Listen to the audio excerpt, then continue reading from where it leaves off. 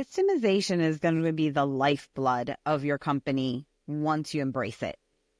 And knowing that taking things off your plate and reclaiming your time is only going to refuel the passion for what you're doing and get your gift out to more people.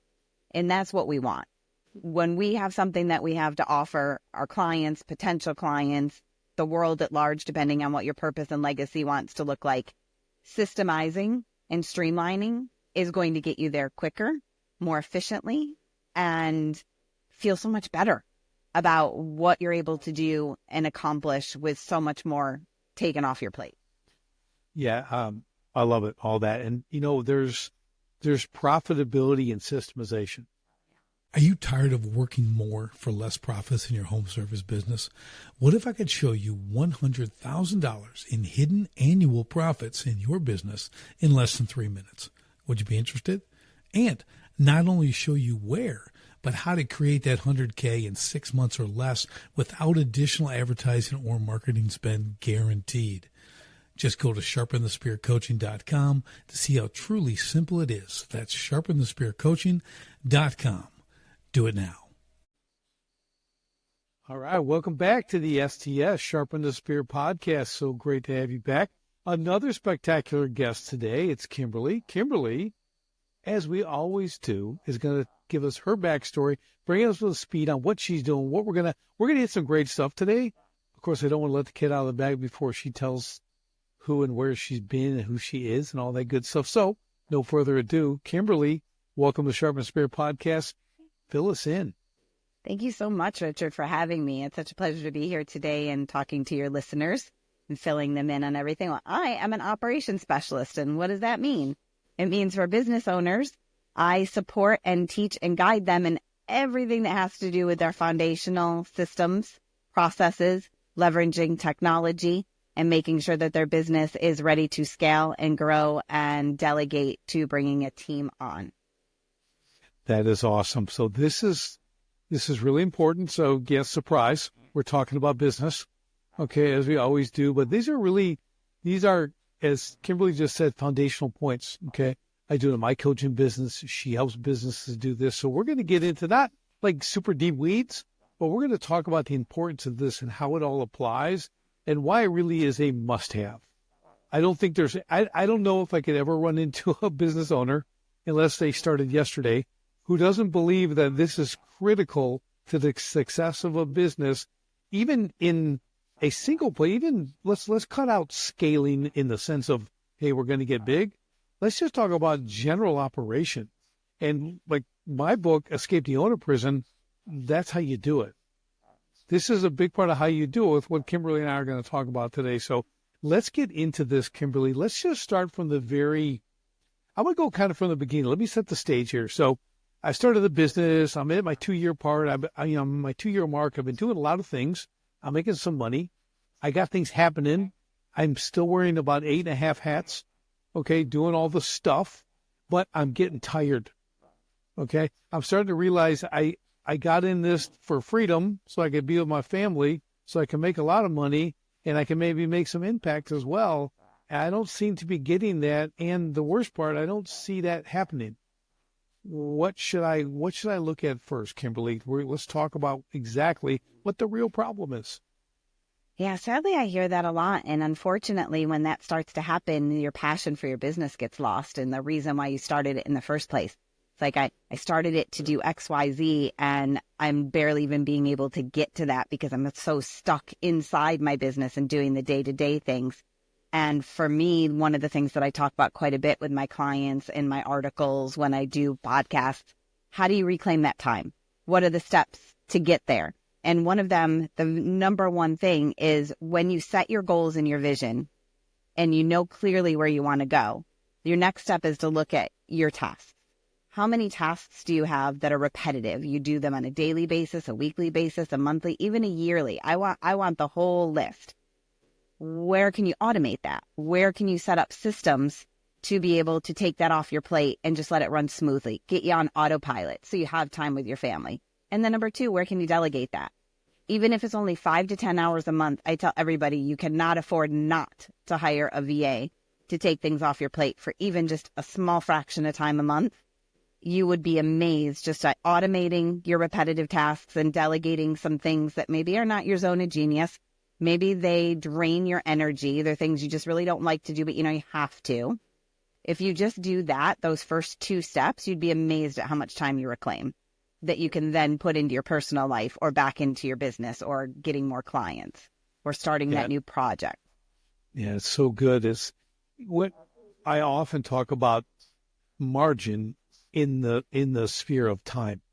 Mm-hmm. So what we want to always do is create margin of time. Okay.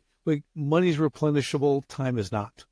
Right? Exactly. So we can always make more money. We can drive more sales. We can do all the stuff that we know how to do, but we can't do anything with the time. So we have to create margin in the time zone, which is what you're talking about. And I love that repetitive task. Like I do something similar. Like we want to get you to start documenting your day, right? It's basically like, hey, because you just run hard. Your hair's on fire. You're doing your thing. I call it ignorance on fire. You're running super hard, just getting as much done as you can. You don't realize you do the same thing every day. Mm-hmm. With a lot of things. Maybe 75% of the stuff you do is every day. Like think about that kind of volume. And even if it's 2 minutes each, okay, it adds up. Hours. It's hours, right? It's hours a day. So you could be, when you're working 60 hours, just that alone can get you down to 40. Mm-hmm. Just something as simple as that. And that's just the very beginning, right?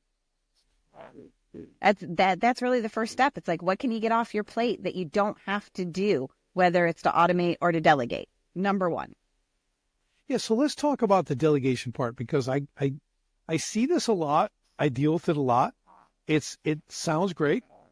Okay. Everyone likes that. I use automate, delegate, eliminate, right? Very similar. Mm-hmm. Delegate, they're like, oh, good. I'll just tell someone to do something.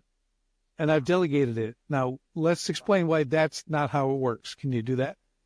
Yeah, well, what happens there is then you suddenly realize, well, why didn't it get done? Or why didn't it get done the way I want it to get done? Or what happened to the piece that I thought we talked about last time that we're going to do it this way? So that's where your systems come into place. And there, for me, they're standing operating procedures or SOPs. If you want something done a specific way, then you have to document that. And when you hire, you need to make sure that you're putting the right person in the right place, that your expectations and your responsibilities are clearly outlined, and then having the SOPs in place so that you know what tasks you're delegating and they know how to do it and you train them how to do it. And then after that, you still have to follow up.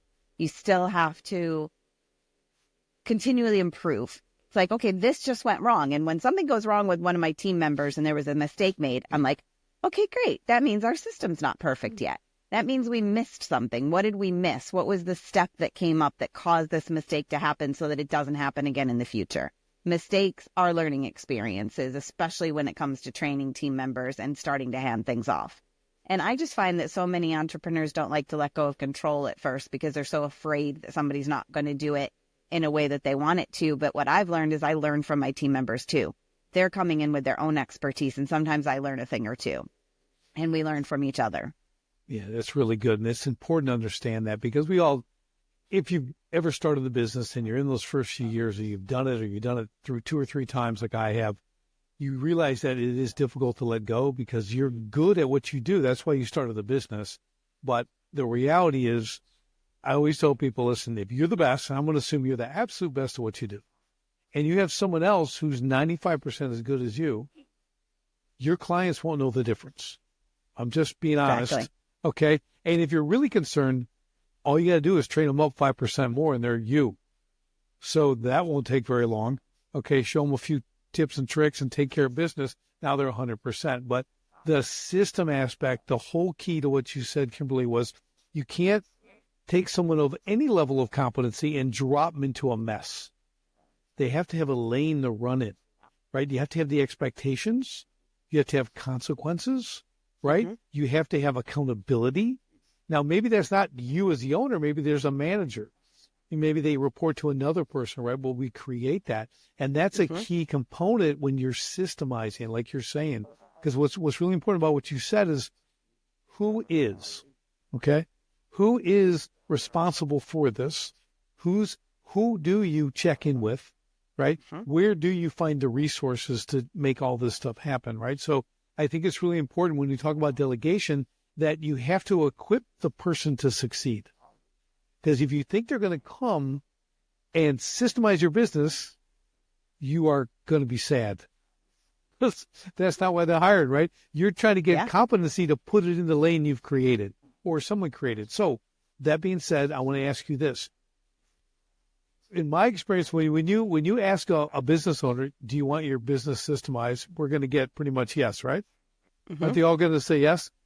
And then you say, well, you and I will do it. And I always find they go, yeah, that's not happening. I'm not going to do it as the owner because they don't have the bandwidth, right? They got the 9 hats. Everything. You want me to do that? So what do you do for a solution with that? How do you make that still happen? The great thing is with my experience, most systems have a pretty basic start.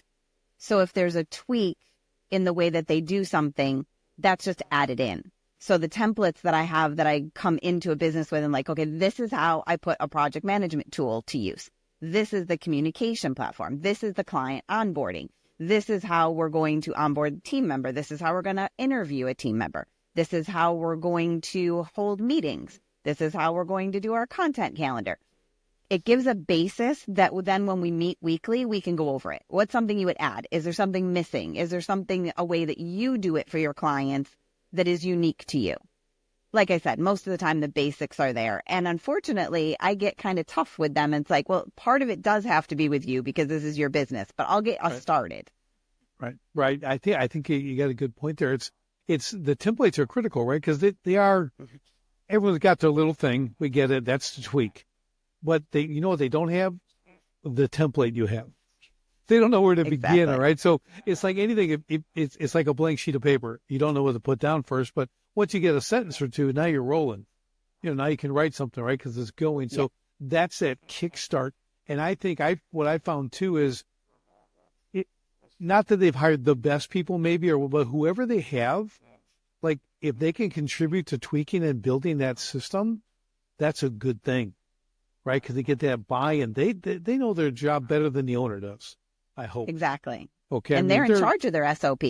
Right? They understand office management. They're doing payables. They're doing receivables. Whatever they get it, right? They may have done it somewhere else. Maybe they did a little different, and now I want them to do it differently here. Well, that's the conversation between you, the systems builder, and the owner.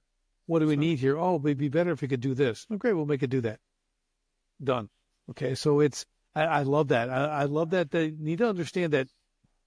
My whole point of this for all the owners listening, we get it. You're not going to put your hands on this like in detail because you can't, right? And that's a critical thing when you have someone like Kimberly who's going to come in and make this happen who's already been there a gazillion times, right? You've done this. So there's nothing really new.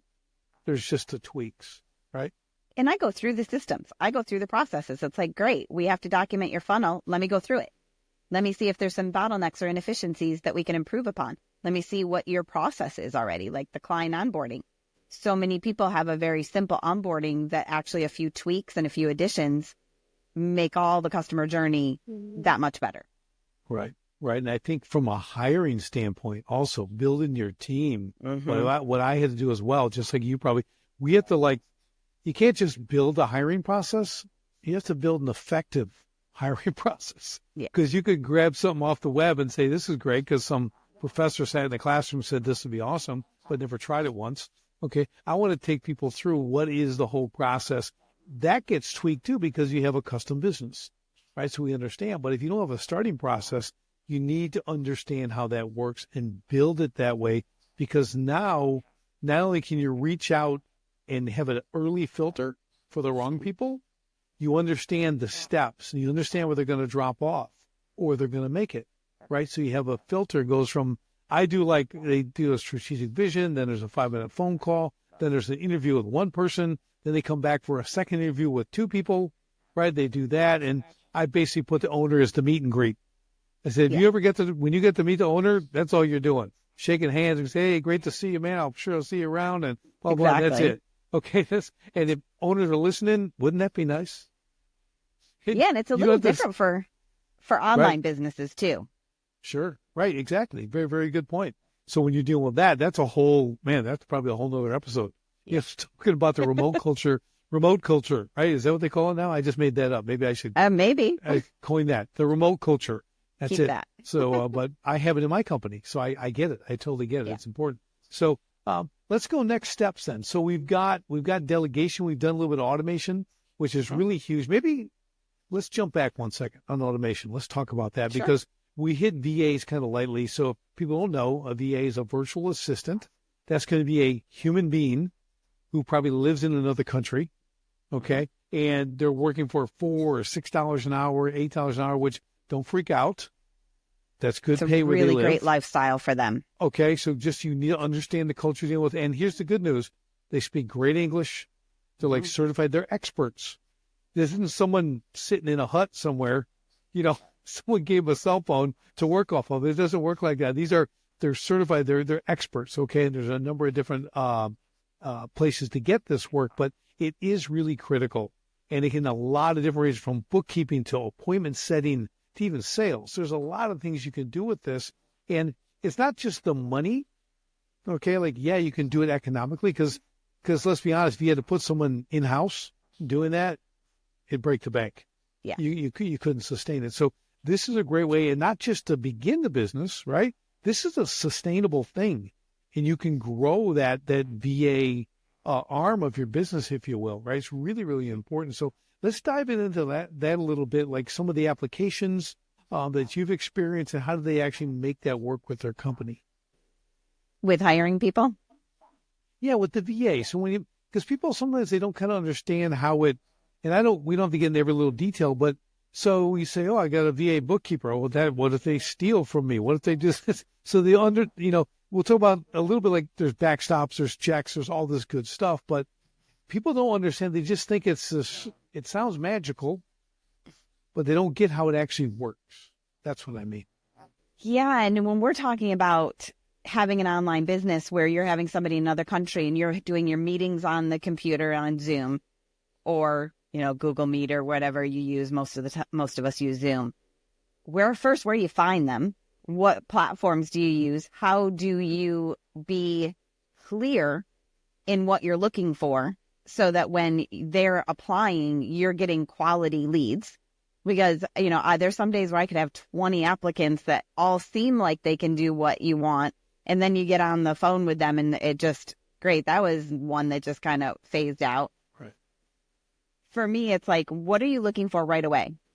Good internet connection, understands you, can speak good English.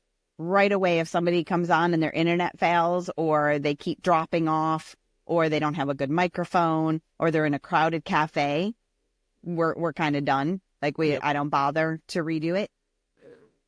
Once all that little stuff has been established, then it's asking the right questions. So tell me a little bit about yourself. Tell me about some of your background, some of your experience. Give me some of the clients that you've worked for.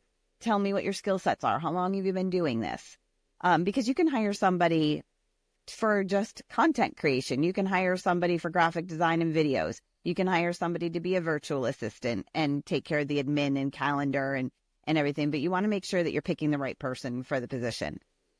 Then once you do that and you decide to hire somebody, then you have to have a really good onboarding. I spend 3 months with my new team members, working very closely with them. My SOPs are very detailed. They have to go through an onboarding process before they even start their first day of work. They have to watch some videos. They have to look at our culture. They have to go through the SOPs so they know what's expected of them when it comes to invoicing, when it comes to how we're holding our meetings, how we're using our platforms. So that's just the beginning piece of it. Yeah. No, that's awesome. So Kimberly is very detailed in this, okay? So this is, a lot of people don't do that, but this is how it's done correctly. Okay, yeah. It really is, because they represent your company, and a lot of times they're the first point of contact in certain situations, right? Yeah. So it's really important you take this advice, or contact Kimberly, right? And we actually get into this, because if you do this wrong, like you said, it's bad internet. That's a disqualifier. Right away. Intolerable. Okay, because no one tolerates we call it bad sound, right? In the podcasting world, no one wants bad sound. They'll handle bad video, but bad sound, nothing. I mean, I'm out. If you're breaking up, I'm out too. I've shut you off. I'm irritated. we've wasted my time. So Yeah. really critical thing. I think the English aspect, the language, whatever language you're using, are they fluent in that? Is that good? I love that you're connecting with them. Like, who are you? What do? You have a family. Like, you do that if someone came on your team in the office. Yeah. You treat them they're a part of your team. They're going to get bonuses. You're going to set up different things for them, right? You're going to treat them like anybody else who is in your office or at your business. So just understand that, you just have those extra advantages. First, you're skilled. You're saving money, right? You can dedicate certain hours. I think it's not necessarily full time, right? It doesn't have to be 40 hours a week, and get them for 10 hours a week. And they'll do that, and they'll do a great job for you. They'll be working with multiple clients, but that's okay because your 10 hours are handled. And a lot of times with these agencies as well, they have backups. So depending on what you're doing, right? If it's appointments, they can staff you for 24 hours a day if you're accepting calls and doing follow-up and things like that. So just a ton of advantages. So I just wanted to hit that. I think we did a good job hitting that. So let's jump forward now. Let's get into when the systems are running. Okay, so you're starting to build these out lane by lane by lane, and you're getting this stuff going. What's an owner to expect? Like, I want you to paint a pretty picture, Kimberly. Okay. What's this going to look like when all of a sudden they're like, everything's humming the way you build it. You've tweaked, you've built this stuff. What's an owner to expect at that point? They're going to see an influx of time, number one. Like right away, the time that they're reclaiming, the stress that they're not feeling, the clarity of where we can go next really increases. That's the number one thing I get from my clients in the first couple of weeks. It's like, wow, I can breathe again. I actually know what I'm doing, where we're going. We've set up an action plan. We've started to automate things so that it takes it off everybody's plate, including mine. I don't want to sit there and do all those repetitive tasks either unless you have to. So those are the first three things that you're going to see right away when we get things set up properly. That's awesome. That's awesome. And, I think, tell me more. Yeah. So, and you also have to set up an audit process. These systems don't just run forever without checking in with them, without making sure that something is they're organic. They're always going to work for you, but you have to go in, and then that next step is like the audit it and the continuous improvement. That's awesome. That is really critical. Okay. You change your oil in your car, check the tires. You get new tires, right? You tune the thing up. You got to make sure this thing keeps running, right? It's not set it and forget it. Nothing in business is, but it's pretty darn close. So it's not high maintenance. It's low maintenance as an audit, which I like. I like that term of the systems. That's really great because I think and I had this yesterday on a call with a client who we were doing the same thing, right? He has a construction business, remodeling business, we're systemizing. He's like getting anxious because he doesn't feel like he thinks he should be doing something. Okay. Yeah. And I'm like, you should be doing something, just not what you think you should be doing. Exactly. You want to go get a hammer. You want to go make something. You want to go build something. You want to go, help. Like, this is the transition. And this is a challenging time for that to do everything myself owner. Yeah. Right. They get to this. They're like, okay, so, well, where do you now, like you said, Kimberly, where do you want to go with the business? What is the next thing that needs to be worked on? We systemize, but do we have the best customer journey? Mm-hmm. Should we work on that? Because I have these systems now that are taking it through in a really good fashion, but what are we missing? Let's pressure test it. Let's see where people are saying this is no good, that's no good. Oh, this is kind of a hiccup. Let's see what the process looks like. How can we improve it to give our clients a better experience, right? Well, where should we grow? That's another question. What's your vision? Like, where are we actually going with this company? Because there's no maintenance. There's no standing still. There's no equilibrium. It's forward or backwards. You only have two choices. So your job now is to stay at the helm of the ship and get us to where we're going. You have the map. You're following that. We need to create the map. That's next, right? Now you have this time margin, to do that. So this is actually going to be probably more difficult than doing the everyday to day because now you have strategy and you're thinking and scalability. Like, well, where should I go? Like, what's next? What's the next territory? So you're going to be in some new waters, but it's okay because you have time to figure it out because you've built systems in the business, right? So I love it. So this, I just want to give owners like the what to expect or what to look forward to. Maybe not what to expect, but like what to look forward to. Like you said, that time margin, you're getting home at a reasonable hour. You know, your kids remember who you are now. It's kind of cool. They remember like, wow, what you look like and everything else because you don't leave before they get up and get home after they go to bed. You know, because I did a lot of years of that. So it's important. So yeah, there's so much freedom in systemization, in proper operating systems in your business. It's hard to emphasize. Let me ask you this. So here's the next question. It kind of seems like no one would question this. Like it's a no-brainer. It can be under that no-brainer category. Like do it. But what is the pushback? What do you see from a pushback on this? Give us the top 3 things that people say, yeah, but. I already have systems in place. I don't have the time to bring another person on. And some of it's fear-based. I don't know how to be a leader. I'm just so used to running my business. And the number one thing that I want to stress when you started talking about that can seem a little new watery place, I'm your partner in this. This isn't just set it up and forget it. You have a partner that's going to hold the vision with you and be there when you're like, oh my God, what do we do next? I'm kind of floundering here. So those are the 3 objections I hear the most. And honestly, moving into a new phase of my business, I haven't had a ton of objections yet.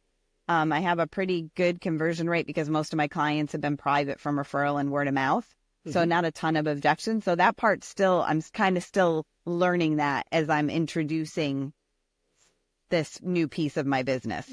Sure, but I think you still hit them because that's what they are. I still think. I don't have time. Okay. I have to hire a bunch of people to put them in the system because I do all that now. That is your bigger one that I have found. So all I do, I take them through we quantify. Yeah. I show them what hiring, because I'm a big fan of hiring assets. Mm-hmm. Every person on the team is an asset, which I translate into they'll be free. And they're like, free? I go, if they're producing, they have a system to run in and they come with competency and you level them up even more, they're going to be delivering way more value than you're paying them for it. They're going to bring money into the company. And that's what you have. That's a mindset thing. You have to grab a hold of that and let them run. But if you don't build the system so they can win, okay, it's up to you to create the plan, the plan for success. They need to know what success looks like daily, weekly, monthly, quarterly, yearly. If they understand that, that's all part of the system, right? Wow, can they do well? Because I always tell people, Kimberly, no one wants to do a bad job. Okay, no one gets hired and be known as the person I'm the incompetent one over here. I'm over here. I'm going to mess up everything you got, guaranteed every day. No one is that way, right? So if you don't empower them to succeed and give them the lane to run in, watch what happens. And you don't have to hire 5 people.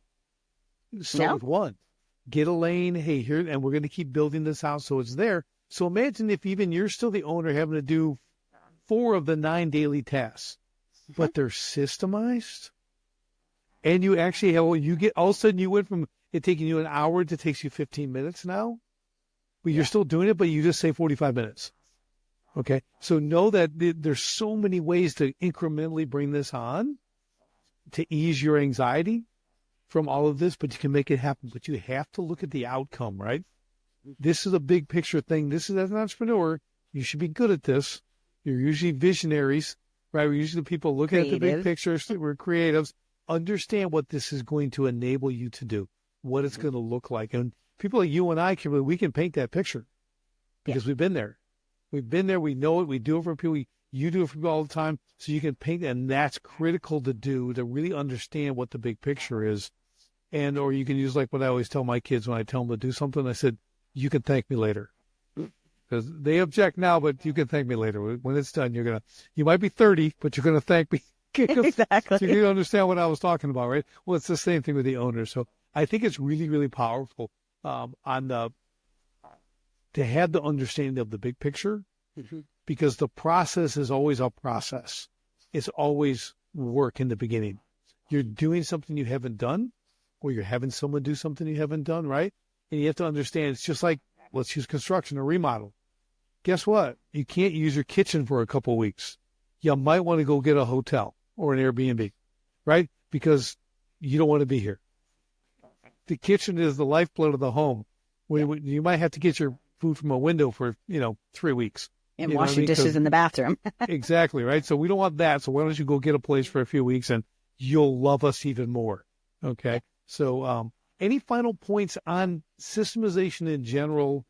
We pretty talked why, they kind of know, but give us any final thoughts here on systemization itself. Systemization is going to be the lifeblood of your company once you embrace it. And knowing that taking things off your plate and reclaiming your time is only going to refuel the passion for what you're doing and get your gift out to more people. And that's what we want. When we have something that we have to offer our clients, potential clients, the world at large, depending on what your purpose and legacy wants to look like, systemizing and streamlining is going to get you there quicker, more efficiently, and feel so much better about what you're able to do and accomplish with so much more taken off your plate. Yeah, I love it, all that. And, there's profitability in systemization. Need to understand that. Like, with we didn't talk about that. You know why? Oh, yeah, there's so many other things. Because it's going to just happen. Yeah. I don't need to dangle that carrot. I can, but I'm saying you'll see, and those benefits will start to compile, and you'll be astounded. It really will. And because you're going to hear it from your customers. Oh, what a great, this was so easy, to do this, to get this done, to do this. Yeah, it's, wow, you really run a good business. Say, yeah, I sure do. Thanks to Kimberly. Yeah. Yeah. So but it is that. So I want people to take that away, because I think, it's the bulk of our business, both of us. If I'm coaching someone, yeah, there's a lot to business. But if you don't start there, that's how you turn your business from a hot mess into a streamlined, humming machine that's increasing profit, increasing your time margin, right? Giving you ability to make impact, right? So my whole goal is create freedom, profit, and impact in your business. Exactly. Well, that's where it all begins. You can't do it till you do that. And then there's other cool things you can do after that. But once that's off your plate, life is really good. You're the envied business owner. Exactly. That's for you, because we all know that guy, right? We all know the guy who's always golfing or there, or taking his wife to lunch, or doing this, doing that. Like, when does this guy work? But he's like so successful, right? Yeah. That's why. So this is your first step. It's awesome. So let's talk about how they can follow you, get in touch with you, help them out. The best way is just to go straight to my website. All my social media links are on there, some resources, scheduling an appointment with me that's always complimentary, or just reaching out by email, seeing what I'm into. It's virtuallifealchemist.com, and you can get me from anywhere on that. Nice. I love it. I'll put that in the show notes for sure, because I don't know if I could spell that one. It's almost worse. It's almost harder than sharpenthespiritcoaching.com. It's like, I think mine's still longer than yours.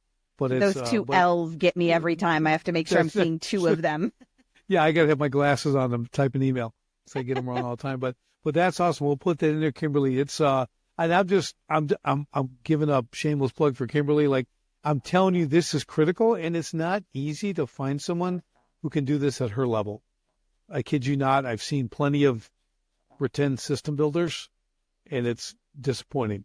Okay, so when you get the real deal, it makes a world of difference. So, Kimberly, thanks so much for spending time with the audience today, with me. This has been great. I learned stuff. I always love to learn stuff. That's why I have guests on. It's fun. And we have to come back for part 2, I think. I think we can go next level stuff. I'd like to get into audits and things like that. I think there's a lot to discuss on that and some of the things people run into. So I'll put that out as a teaser right now. And we will do this again. So thanks again for being on. Thank you so much, Richard. And I look forward to part 2. And don't forget, revenue feeds the ego, profit feeds the family. So if you want to see how I can show you at least $100,000 in hidden annual profits in less than 3 minutes, and not only show you where, but how to create that 100K in 6 months or less without additional advertising or marketing spend, guaranteed. Just go to sharpenthespiritcoaching.com. See how truly simple it is. That's sharpenthespiritcoaching.com. Do it now.